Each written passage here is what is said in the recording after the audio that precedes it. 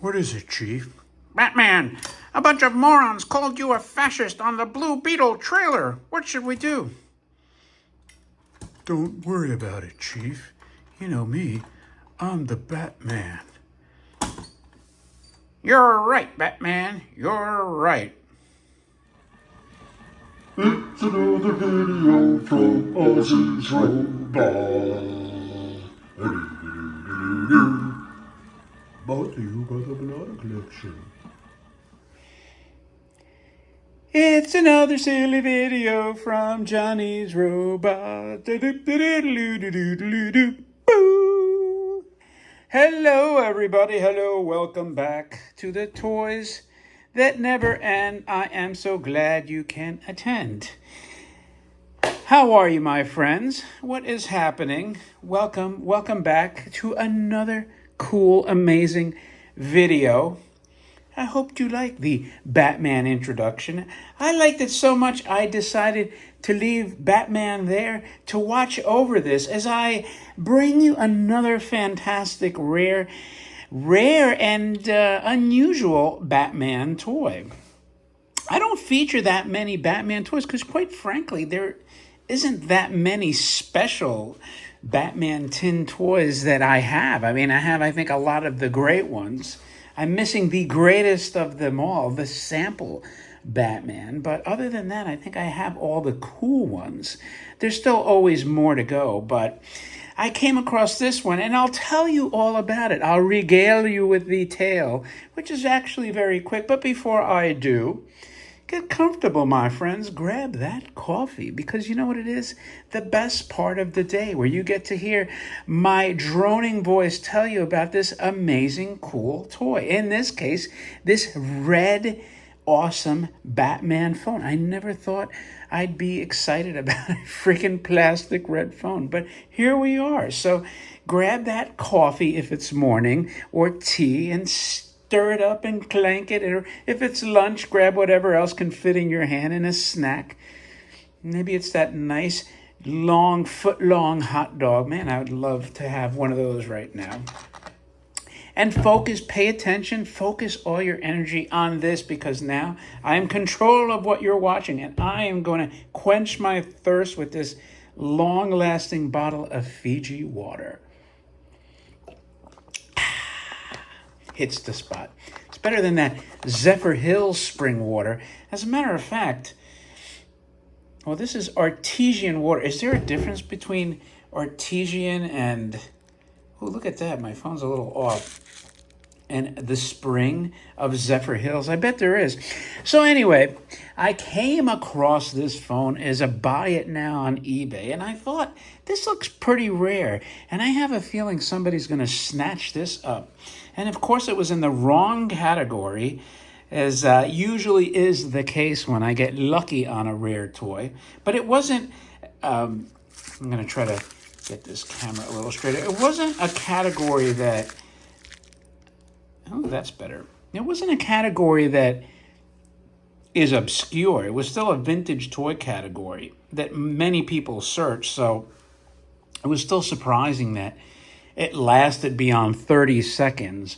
And normally the price was pretty good.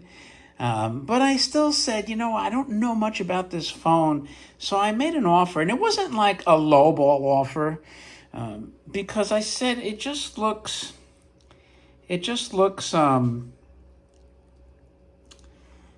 rare, and it looks like it was fairly priced. I'm sorry I had to pause because I had a call coming in. I had to completely block it before it got on the video. But anyway, so I gave them an offer that was strong, even though I thought their price was pretty good. And they came back with a counter, and I accepted the counter. I didn't even want to make a counter because I said, you know what, it looks pretty good. So anyway, after I bought it now, and then I was out, and I couldn't pay for it right away. Then I did some research, and I found that Mandarake sold this toy for more than double. I was like, wow, that was a good deal, man. So... And then the guy was like, hey, I need to get paid. And I usually pay like on the spot. I just was running out the door for whatever reason. And in this particular case, I made sure I got back quick enough, and I said, "Oh, hold your, cool your jets. I'll pay in a couple of hours," and I did. I mean, usually they don't pester you like to pay within an hour. He's like, "I got other people wanting it," and I'm surprised people saw it. It was like the second toy in the category, so I mean, it wasn't on there that long. But thankfully, he came through. I got the toy, and here we are, and you're benefiting from seeing this extremely rare toy. So it's a Batman phone, and I love the box graphics, even though there's not a lot on here. What's on here is great. It's like a comic accurate Batman. It looks like the comic book from the 1960s. It has the character sticker. When you get these character toys from Japan, they put these stickers on there with the character logo. And this is a Yonezawa toy, item number 79, in case you're wondering. And it is copyright kanji. Now, the fact that it is in Japanese means this is a Japanese market toy. So, very cool box. I could picture this on the back of a comic book, like, you buy the Batman toy and you can win this free phone, right? I mean, something like that. Or buy 100 comics or 20 comics and you can enter or send in the coupons and we'll send you this phone. Anyway, here is the side panel, the end panel. Boy, they really want you to know that this is item number 79. Somebody, it looks like chalk marked 30, looks like 35-0 there.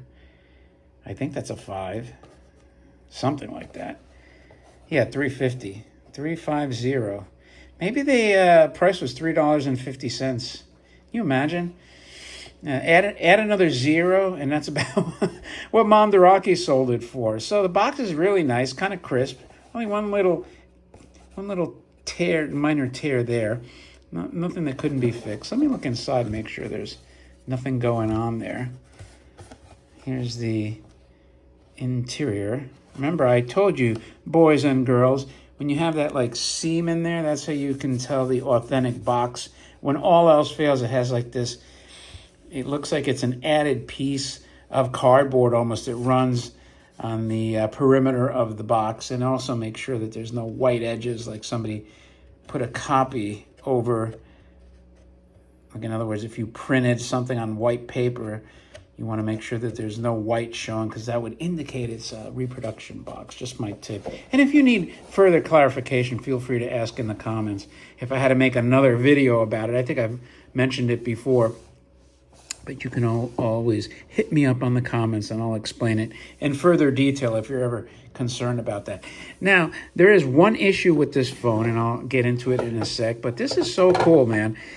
So if you ever watched the Batman TV show from the 60s, probably the greatest one, let's be frank. And I say this with all sincerity. Some of you might disagree with me on this, but if I had to live with one Batman show or movie, I would take the 60s series over all the movies that they made. Now, some of you might say, like, no freaking way, man. I would take The Dark Knight. And The Dark Knight is one of my favorite movies of all time. But, to be clear, without that campy 60s show, I don't even think Batman would have taken off. So if you had the option of, you can only have, let's say, one Batman entity, and I'm not even going to include like a, I know some people like the Michael Keaton version, but there's no doubt that the Nolan trilogy was probably the best, trilogy, if you will, of Batman. But if you could only have one Batman entity exist on film, and they did make a movie, like a campy movie of the Batman TV series, I would take the 60s, because A, it spawned all these great toys. And that's really like the template of all the Batmans that came after it. And a lot of toys, like you can even see the face of this guy, they're modeled after Adam West. So to me, that's what put Batman on the map from like a cinema point of view.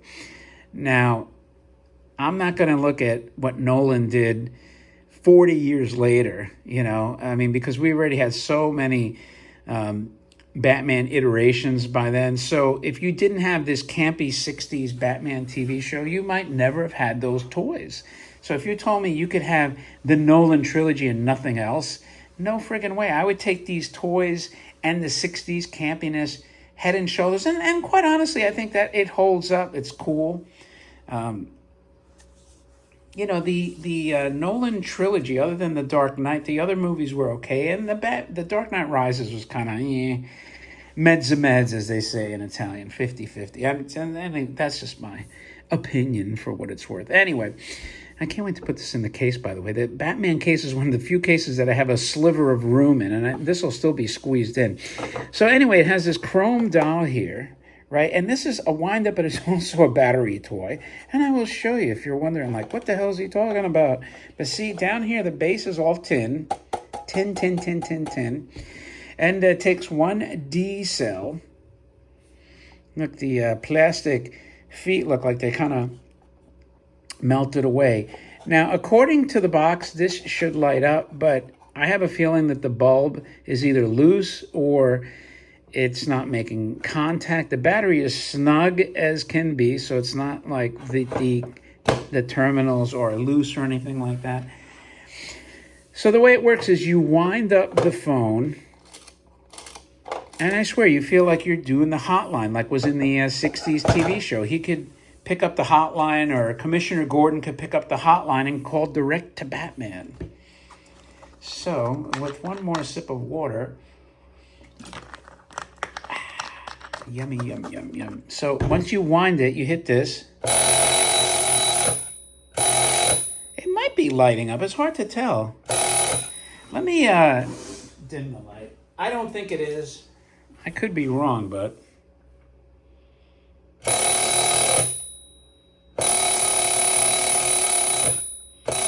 Oh, there you go.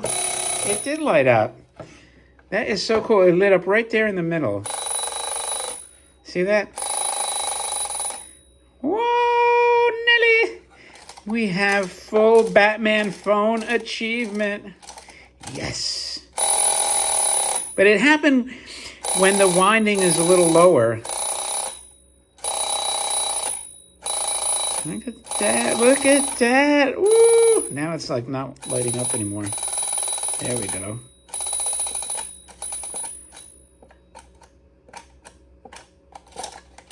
Am I pressing my luck or what? All right. Awesome. And the motion detector picked it up. So, wow, that is so cool. Over here, let me see if I can get this on camera. We have the Yonezawa logo and also STS molded in there. And it says made in Japan right there, which is just another cool little feature. So we know the light is there, but it does bleed through to the rest of the phone, even though it's not translucent. Wow, I can't believe I'm so impressed with a friggin' little kid's phone. There's where the ringer sound comes out of that, almost like a speaker grill. The side. And there's some melt marks. You wonder if it's this cord making the chemical reaction. So I don't have to worry about it touching now. Very, very faint over here. You may or may not even see them. But there's also what looks to be like some tape, little minor tape residue. I don't even think I would try to clean it because I don't want to screw up the logo there. But anyway, my friends, and you know what? I showed you this, but we'll pop this battery out so I don't forget it. And you can see the plastic battery compartment. And that concludes your awesome Batman #1 phone. And I believe there's 3 versions of this phone. This is probably the best one. I think, though, there's a box that might have Robin on it. So that's probably, as boxes go, that might be the most desirable box. There's a version of this phone that I saw that didn't have the wind-up key. I like it. Wind-up, battery up. That's kind of a rare combination. So Anyway, I hope you like this. If you're a Batman aficionado, you know what? You can please thumb up the video. Or if you like these classic toys from the 60s and 50s and 70s and whenever they were made, you can also thumb it up because of that. Or because you like my voice. Or whatever reason you might find to thumb it up and share the video. And if you're not subscribed, you know what? You can do that too. That would also be great. With that, I appreciate your time as always. Don't forget to leave any remarks you think of in the comments. And with that, my friends, I'll talk to you later.